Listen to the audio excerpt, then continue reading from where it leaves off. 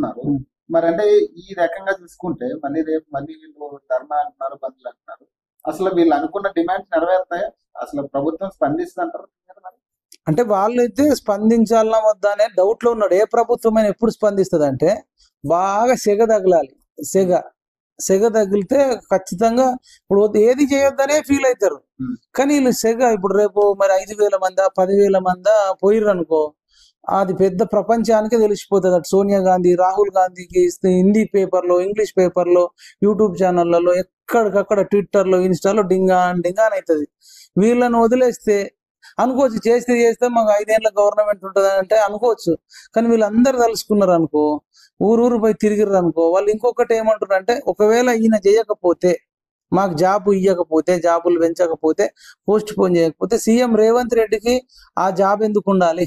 మేము డైరెక్ట్ జంతర్ మంతర్కి వెళ్ళి రాహుల్ గాంధీని, సోనియా గాంధీని కలిసి ఈయన సీఎం పదవి నుంచి తీసేయండి, నిరుద్యోగులకు సాయం చేయనోడు ఈ పదవిలో ఉన్నా ఒకటే లేకున్నా ఒకటే అని అడుగుతామని వీళ్ళు అంటున్నారు. వాళ్ళు ఒకవేళ ఆ డిమాండ్కి వెళ్తే మేము కూడా వెళ్తాం. సీఎం రేవంత్ రెడ్డి గారికి విద్యాశాఖ మంత్రి ఉందండి, హోంశాఖ మంత్రి ఉంది, మున్సిపల్ శాఖ మంత్రి ఉంది, ఎస్సీ ఎస్టీ శాఖ మంత్రి, ఒక్కోడికి 5 జాబులు ఉన్నాయి. మరి మాకు ఒక్క జాబ్ ఇవ్వవా అని అడుగుతున్నారు. తప్పేముందన్న, ఖాళీలు ఉన్నాయే నువ్వు వెయ్యు, అవి వచ్చిందే మాకు వస్తుంది. ఈవెన్ 4 జాబులు ఇప్పుడు మన డిఎల్ గురుకులలో డిఎల్ వచ్చింది, జేఎల్ వచ్చింది, పీజీటీ వచ్చిన వాళ్ళు కూడా రెండింటికి రిజైన్ చేసి ఒక జాబ్కి పోతురు. కానీ ఈయనకు మాత్రం 5 జాబులు, 4-5 జాబులు ఉన్నాయి. ఇది ఎక్కడనో మరి నాకైతే అర్థం కావట్లేదు. అదే రేవంత్ రెడ్డి గారు మీరు విద్యాశాఖ మంత్రిని తొందరగా నియమించి ఆ విద్యాశాఖ మంత్రి వీళ్ళు చూసుకుంటారు. నువ్వు అన్ని ఆగడబడ్డట్టు అన్ని అంత దురాశ ఎందుకు నీకు, అన్ని కోరికలు ఎందుకు? అప్పుడు మనం కుటుంబ పాలన, కవితకు పదవి అన్నాము, కేటీఆర్ కు పదవి, కొడుకు అన్నాము, అల్లుడికి పదవి అన్నాము, సడ్డకుడు కొడుకు పదవి అన్నాము, ఆయనకు పదవి, ఒకటే ఇంట్లో 5 పదవులు అన్నాం. మరి నీకు ఒక్కోడికి 5 పదవులు ఉన్నాయి కదా అని నిరుద్యోగులు అడుగుతున్నారు. సమాజం అంతా గమనిస్తుంది.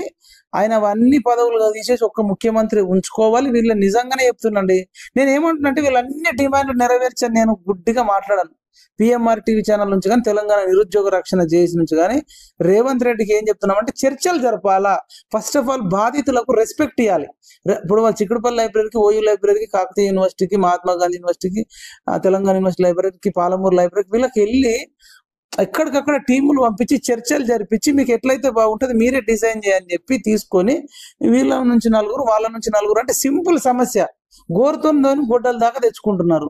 అసలు నిరుద్యోగుల కోసం, నిరుద్యోగుల తరపున ఏర్పడ్డ ఈ ప్రభుత్వము, ప్రతి ఇంట్లో ఒక నిరుద్యోగి ఉన్నాడు. అసలు నాకు ఏం పని ఉందో నాకు డౌట్ వస్తుంది.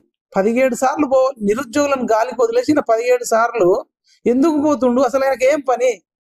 17 రోజులలో ఇప్పటికి కూర్చోవాలి కదా. సీఎంఏ విద్యాశాఖ మంత్రి ఎందుకు చేయట్లేదు నేను అడుగుతున్నా. మీ అన్ని ఛానళ్ల ద్వారా మీడియా ముఖంగా నేను అడుగుతున్నా. ఇప్పుడు మీరు అన్నారు కదా, అన్న నువ్వు అప్పటి లెక్క ప్రశ్నిస్తలేవు అని ఇప్పుడు ప్రశ్నిస్తున్నా. ఎక్కడ నెగ్గాలో కాదు రేవంత్ రెడ్డి, ఎక్కడ తగ్గాలనో తెలుసుకో. నేను ఇప్పుడు తగ్గినంత మాత్రాన నీకేం తప్పేం కాదు.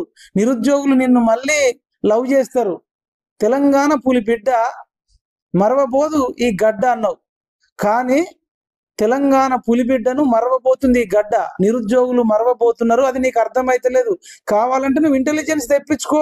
ఇంటర్నల్ గా మీడియా ఛానళ్ల ద్వారా, నీకు తెలిసిన వాళ్ళ ద్వారా రేవంత్ రెడ్డి గురించి నిరుద్యోగులు ప్రస్తుతం ఏమనుకుంటున్నారు నువ్వు గ్రౌండ్కి వెళ్ళి తెలుసుకో. 99% తిట్టుకుంటున్నారు, అది నీకు కూడా ప్రమాదమే. నువ్వు 10 ఏళ్ళు ముఖ్యమంత్రి చేయాలనుకుంటున్నావు కదా, నిరుద్యోగుల ఓట్లు లేకుండా, నిరుద్యోగుల అవసరం లేకుండా 10 ఏళ్ళు ఎట్లా ఉంటావు? అసలు నీకు వేరే ఏం పని ఉంది? అమెరికన్ ప్రెసిడెంట్ కూడా అట్లా ఫీల్ కాడు, ఆ రేంజ్ లో ఫీల్ అవుతున్నా. ఏందా ఫీలింగు?